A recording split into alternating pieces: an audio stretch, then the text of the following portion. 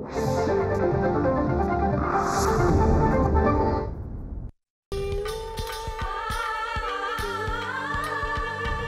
रात्र म्हणव्याची, ही रात्र तेजाची, ही रात्र म्हणव्याची, ही रात्र तेजाची. उठा पेट वाग सारेच फलिते, नका घाबरू ग पाहून जळीते. उजेडाची आस, प्रकाशाचा ध्यास, ही रात्र बनव्याची, ही रात्र तेजाची. जरी संकटे चाल येती करुणी हो, जरी दुःख झरते नयना मधुनी हो, करा सामना त्या लढा संकटाशी. बदलेल सारे पुन्हा तूच उरशी हो. ही रात्र बनव्याची, ही रात्र तेजाची.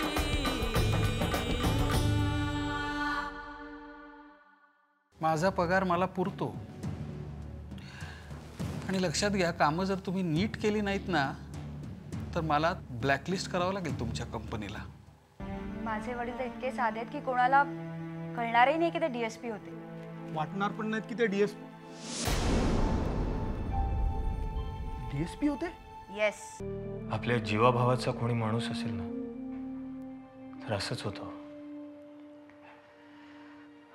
मन सैरभैर पळतं, कळत नाही नक्की काय करायचं.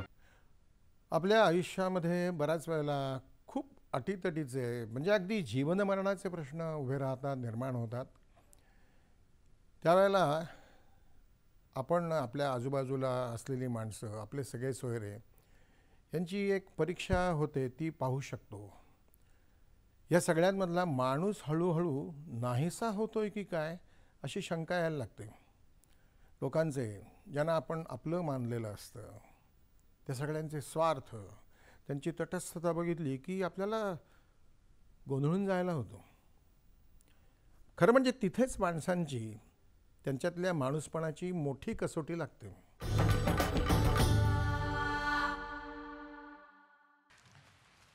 ए किन्या थांब भडव्या. एवढ्या तातडीनं पाटील साहेबांना भेटायला कशाला चाललाय? सावडे साहेब, हा बातमीच तशी आहे. मग सांग की. पाटील साहेब आले की सांगतो ना. पण जावडे साहेब, ह्या बातमीचं पाकिट मोठं पाहिजे. हा, कसलं रे किन्या? पैशाची एवढी लाजूच बरी नाही बरं का. येतील तेवढं गप गुमान घ्यायचं, लय आवाचं सवा मागायचं नाही, नाहीतर फटके पडतील. पाटील साहेब आले. पाटील साहेब, त्या किन्यानं म्हण लय भारी बातमी आणलाय. अरे किनीकर. पाटील साहेब, आकांक्षा कामत, मॅडमची बहीण,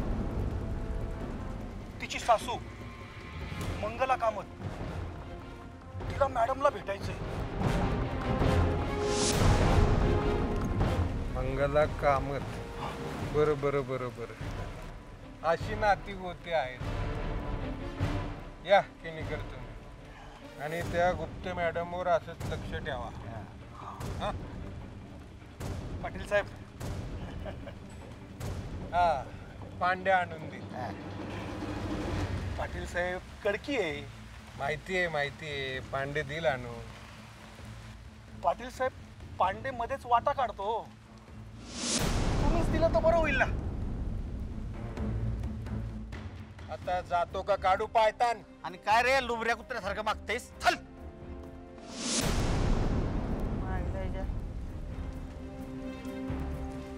पाटील साहेब, ह्या मंगला कामत कोण? बाई कामाचे आहेत. किनीकरनी चांगली बातमी आणली.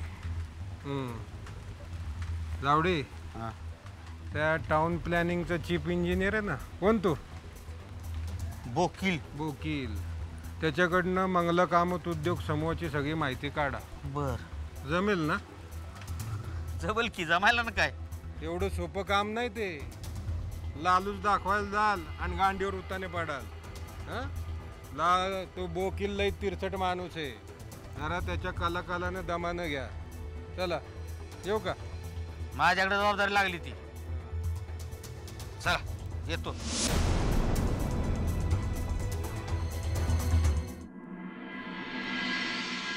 साहेब, अहो किती वेळा तेच विचारताय. तू जोपर्यंत खरं बोलत नाहीस तोपर्यंत विचारत राहणार. सांगितलं नाही एकदा, रानात फिरत होतो उंदीरचा शेता राहिला. लहान्या, अरे एवढा भांडत होतास तू जमिनीसाठी, आता का तुझी बोलती बंद झाली? तुझ्यावर कोणी दबाव टाकतंय का? अजय साहेबांनी मला तुझ्याशी बोलायला सांगितलं. तुझा त्यांच्यावर विश्वास आहे ना? खरं सांग, मग माझ्यावरही विश्वास ठेव. माझा नाही विश्वास तुम्हा पोलीस लोकांवर. मी काय बी नाही सांगणार तुम्हाला. तुला कोणी पळवून नेलं होतं का? गायब केलं होतं का? हे लहान्या, सांगलं त्यांना. होय साहेब, पळून नेलं होतं त्याला. कुणी? हा भास्कर पाटीलनी. भास्कर पाटीलनी? होय साहेब, कसा बसा सुटलोय त्यांच्या तावडीतून. विचार केला पाहिला पोलिसात येऊन तक्रार करावी म्हणून, पण काय उपयोग? आमचं कोण बी नाही ऐकणार तिथं. उलटा धरला असताना परत टाकला असता त्याच्याच तावडीत. भास्कर पाटीलची माणसं अजूनही मागावर आहेत माझ्या, म्हणून इथं लपून बसलोय रानात. तू काळजी करू नकोस. इथला पोलीस बंदोबस्त मी वाढवतो, पण तू पाड्यावरच राहायचं. इथं येऊन तुला पळवून नेणं शक्य नाही. 4 पोलीस राहतील इथं. अजय साहेबांचं नाव घेतलं तुम्ही म्हणून बोललो तुमच्याशी. काळजी करू नको.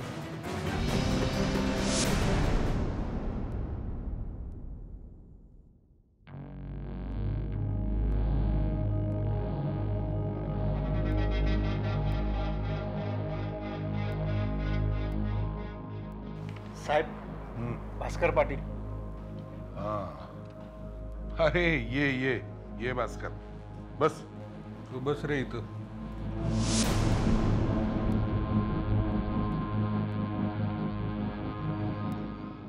अरे भास्कर, पांडे सांगत होता तुला काहीतरी अर्जंट भेटायचंय. हा साहेब, किणेकरनी महत्वाची बातमी दिली आहे. काय नाही, आपल्यातलंच आहे. बोल. अंजली गुप्तेबद्दल. काय? अंजली गुप्तेची बहीण आकांक्षा गुप्ते, म्हणजे आत्ताची आकांक्षा कामत. तिची सासू मंगला कामत, आणि या कामत उद्योग समूहाचा पूल बांधण्याचा व्यवसाय आहे. तर या मंगला कामतला अंजली गुप्तेला भेटायचं.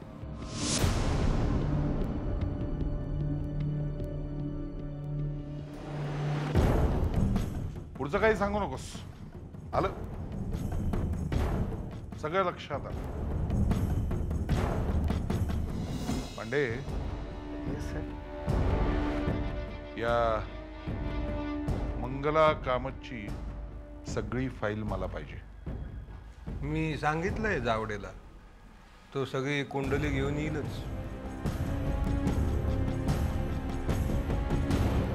हा कोण? आपलाच आहे नवीन कार्यकर्ता, कालच जॉईन झालाय, राजेश दायगुडे.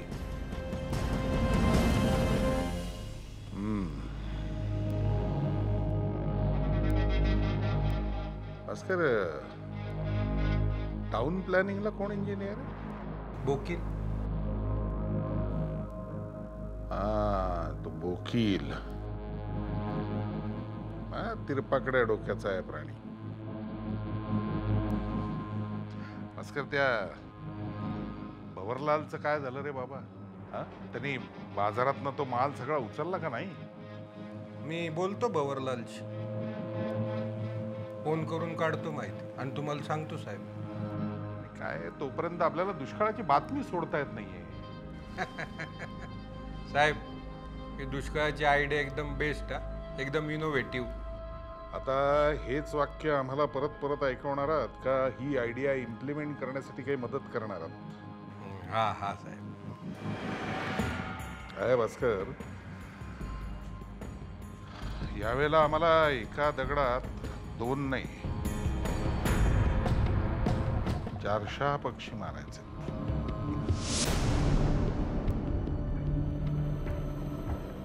नाही म्हणजे काही कळलं नाही साहेब.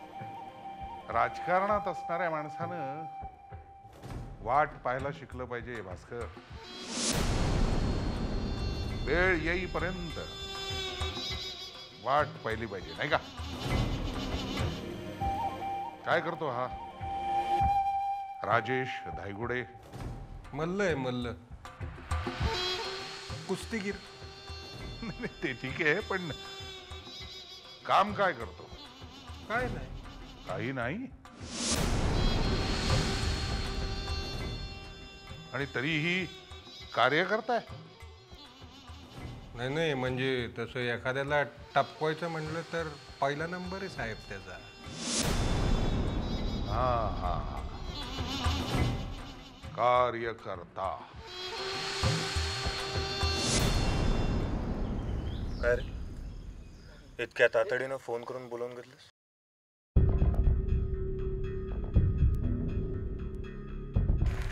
गोष्टच तेवढी महत्वाची आहे, फोनवर बोलता आलं नसतं. काय झालं? आपला अंदाज बरोबर होता. लहानूला पळवलं होतं. कोणी? भास्कर पाटीलनी. लहानू त्याच्या तावडीतून सुटला आणि पळून आला. हे सगळं तुला लहानूनी सांगितलं? हो. आधी सांगायला तयारच नव्हता, तुझं नाव घेतलं म्हणून सांगितलं तरी. लहानू इतक्या उघडपणे तुला भेटला कुठे? मी अचानक पाड्यावर गेलो. तिथल्या 2-3 जणांना विश्वासात घेतलं, तेव्हा त्यांनी मला लहानूकडे नेलं. लांब कुठेतरी रानात राहतोय तो. भास्कर पाटीलची माणसं त्याच्या मागावर आहेत असंही म्हणतो. लहानूच्या जीवाला धोका आहे. पुन्हा जर या भास्कर पाटलाच्या माणसांच्या हाती तो सापडला ना, तर ह्या वेळेला त्याला सोडणार नाहीत. खरंय, मी पोलीस प्रोटेक्शन वाढवतोय, पण रात्री अपरात्री जंगलात काही होऊ शकतं. मी जनहितमध्ये बातमी देतो.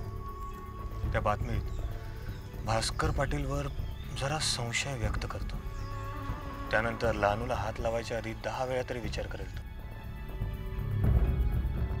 हो, पण पेपरमध्ये नाव छापून आल्यानंतर भास्कर पाटील काय करेल काही सांगता येत नाही. अरे काय करेल? बोंबाबोंब करेल, चिडचिड करेल, करू दे ना. त्याच्यामुळे लहानू तरी सेफ राहील. पण यात थोडी रिस्क आहे असं तुला नाही का वाटत? रिस्क घ्यावी लागेल, पण ह्या प्रसिद्धीच्या त्या अदृश्य कवचामुळे लहानू तरी सेफ राहील. लहानूनी काही FIR वगैरे नोंदवली आहे की नाही?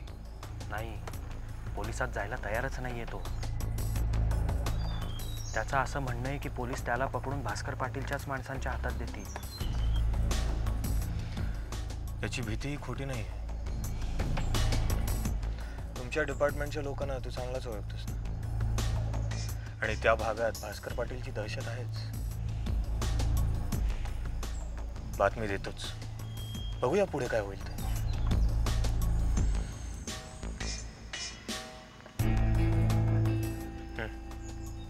थँक्स, माझ्यासाठी एवढं काम केलंस. जेवढं शक्य होतं तेवढं मी केलं, इथून पुढेही करीन.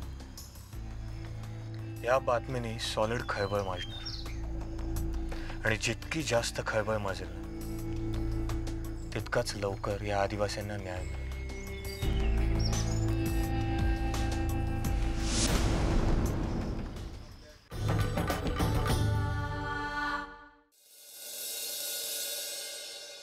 थँक्यू. हो, मी घेतो. सर असू द्या, मी घेतो. जड असं माझ्या घरापासून इथवर मीच आणले नाही का? पण सर मी नाही, मी घेतो. आई, अगं राहू दे. अगं दे ग. तेवढं मोठं घर आहे ग तुझं. याला कलेक्टर बंगलो असं म्हणतात. कळलं. चला या.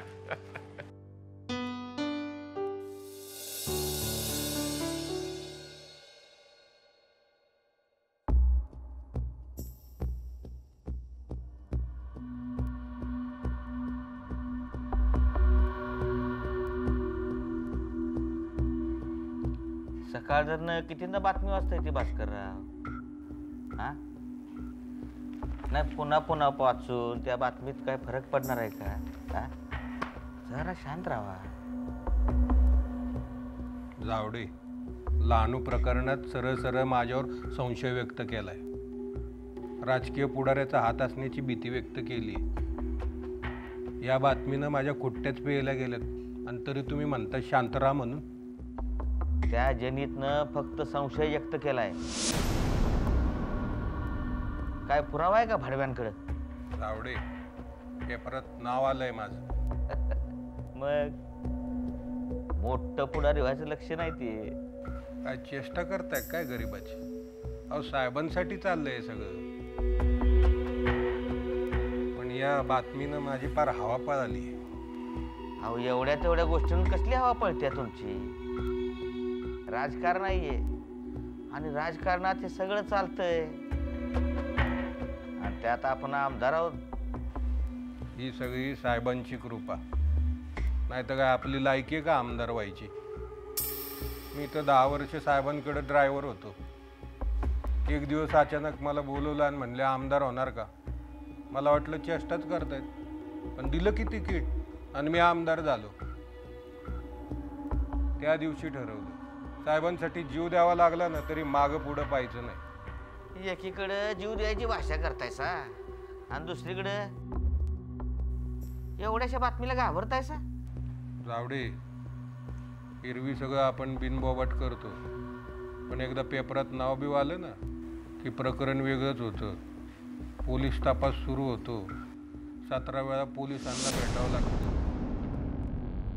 अरे पोलिसांना काय ठाऊक नसतं का? बसा बसा बसा, सगळं ठाऊक असतं त्यांना.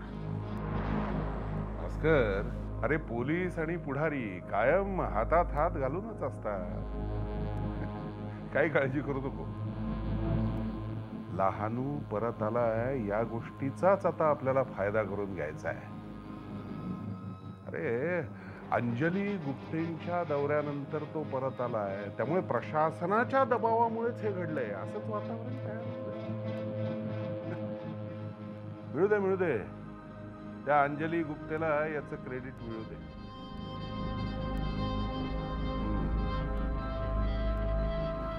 हळूहळू हे लहानू प्रकरणाचं वातावरण निवळेल, मग बघू काय करायचं ते.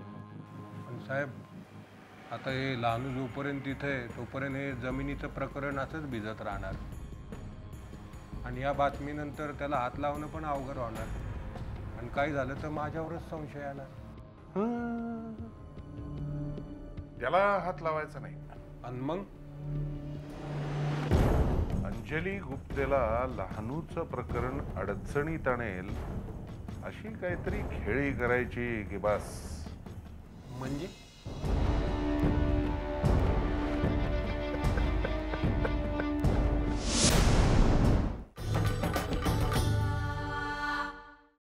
बाबा, तुम्ही दोघं माझ्याकडे आलात ना हे खूप बरं झालं. जिल्हाधिकारी झाल्यापासून हे सततच्या टेन्शनमुळे ना मन पार थकून गेलं होतं. साहजिक आहे अंजू. जेमतेम 2.5-3 वर्ष तू गंगानगरला उपजिल्हाधिकारी म्हणून होतीस आणि एकदम जिल्हाधिकारी म्हणून तुझं पोस्टिंग झालं. त्यामुळे काम जबाबदाऱ्या याच्यात कितीतरी पटीने वाढ झाली. सुरुवातीला जरा तुला दमल्यासारखं होईल, पण सवय होईल हळूहळू. खरं म्हणजे लहान वयातच तुझ्यावर ही फार मोठी जबाबदारी पडली. लहान? 28 वर्षाची झाली ती. आता कशाने लहान? या वयापर्यंत मला 2 मुली झाल्या होत्या, आठवतंय ना? हो, पण मी जिल्हाधिकारी पदाच्या मानानं वय लहान आहे असं म्हणालो. मग मी लग्न करण्याच्या मानानं अंजूचं वय खूप मोठं आहे असं म्हटलं. कळलं? काय कळलं? काही कळलेलं नाहीये तुम्हाला. अंजूच्या लग्नाचा विषयच काढत नाही तुम्ही. 4 दिवस झाले आपल्याला इथे येऊन. सगळे आपल्या बाकीच्याच गप्पा चाललेले आहेत. आई काय काय आई काय आई? मी आता काही ऐकणार नाहीये. मी 4 ठिकाणी बोलून ठेवलेलं आहे. तुझी पत्रिकाही दिलेली. काय पत्रिका? हो, पत्रिका नको द्यायला?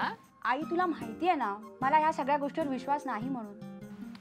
हे बघ, तुझा विश्वास नसू दे, पण मुलाकडच्याना पत्रिका हवी असते. आई मला नाही करायचं लग्न अशा पत्रिका वगैरे बघून.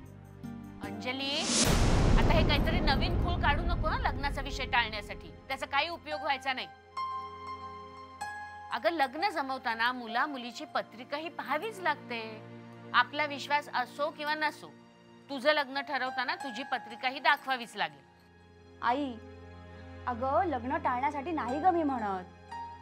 पत्रिका बघून लग्न करणाऱ्या मुलाशी मला बिलकुलही लग्न करायचं नाही. कुठल्या काळात वावरतोय आपण? पत्रिका, ग्रह, तारे, शनी, मंगळ, आता ह्या गोष्टी आपलं भविष्य ठरवणार का? अगं पण आई, तूच गेली होतीस ना माझी पत्रिका घेऊन त्या ज्योतिषाकडे. काय म्हणाले ते? ह्या मुलीचं अवघड आहे म्हणून, जेमतेम शिकेल. काय झालं त्याचं? आठवतंय का तुला? आठवतंय, सगळं आठवतंय मला. पण मग करणारच कसं लग्न तू? प्रेमात तर काही पडली नाहीस कोणाच्या. काय ग, नाही ना? मग पत्रिकाही दाखवणार नाहीस म्हणते. मग व्हायचं कसं हे सगळं?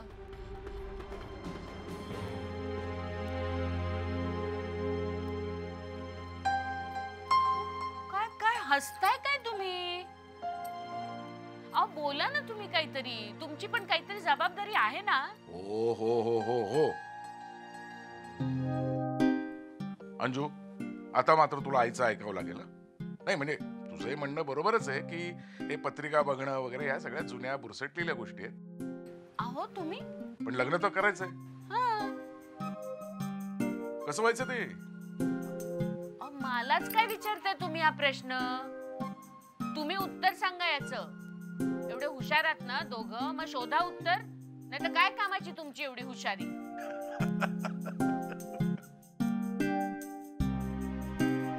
हे आयएसची परीक्षा पास होणं फार सोपं आहे, पण लग्नाची परीक्षा पास होणं म्हणजे.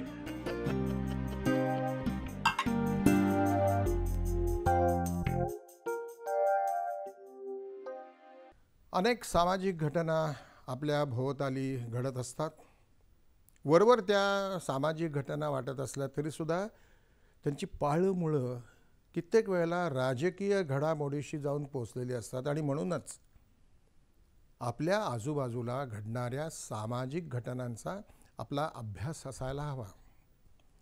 त्याची कारणं आपण समजून घ्यायचा प्रयत्न करायला हवा. कारण प्रत्येक सामाजिक घटनेचा जवळपास या ना त्या स्वरूपामध्ये समाजावरती एक परिणाम घडत असतो.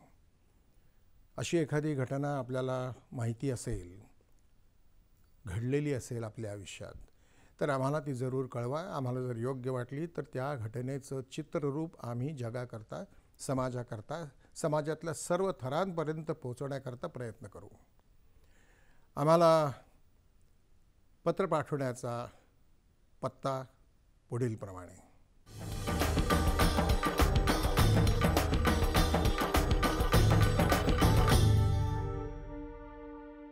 व्यवहारात असं होत नाही. खोट्याचं खरं करावं लागतं. जावडे, व्यवहार कसा करायचा ते आपण ठरवायचं असतं. मी नाही केलं. त्या जमिनी आपल्याच आहेत आणि आपल्याला मिळायलाच पाहिजे. आणि कुणी बी स्वतःच्या नावावर असं लिहिलं म्हणजे त्याच्या नावावर होत नाही जमिनी. आपण आदिवासी आहोत आणि आपला पहिला हक्क आहे त्या जमिनीवर. हा आपल्या कंपनीला ब्लॅकलिस्ट मध्ये टाकणार.